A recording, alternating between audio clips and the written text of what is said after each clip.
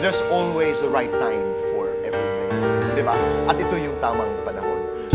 Bihira na lang umano sa mga celebrity couples ang matapang na nagbabahagi ng tapat nilang pagsunod sa celibacy o sexual abstinence. Pero nanindigan ang kapuso couple na sina Edgar Allan Guzman at Shaila Diaz na sa loob ng kanilang 11-year relationship mula taong 2013 ay nirespeto nila ang isa't isa at sinunod nila ang practice na ito.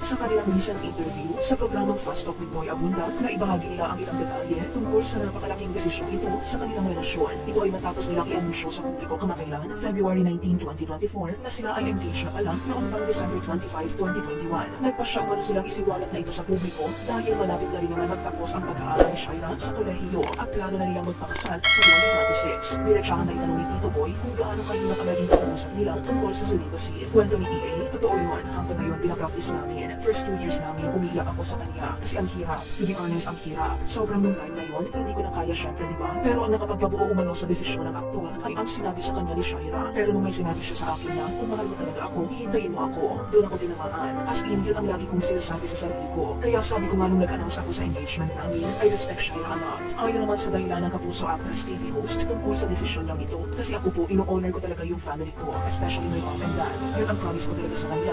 Kahit iwan mo ako saan, buo pa rin ako. At sabi nila, yun ang last gift na maibibigay mo sa magiging asawa mo. Samantala, umani naman ito ng positibong komento mula sa netizens. Sana ganyan lahat ang mindset ng generation. Yung may pagkamalaki sila bilang isang babae at hindi susunod sa western culture. A good example of lady nowadays. Bihira ka na nakakita o may kakilala na couple after a relationship of 11 years. Grabe, bilib ako kay Shaira. I'm sure there are a lot of parents hoping their daughters would do the same as what Shaira did. God bless you, Shaira and EA Guzman. May you be perfect examples for sweethearts in a deep and long relationship. Life is a choice you make.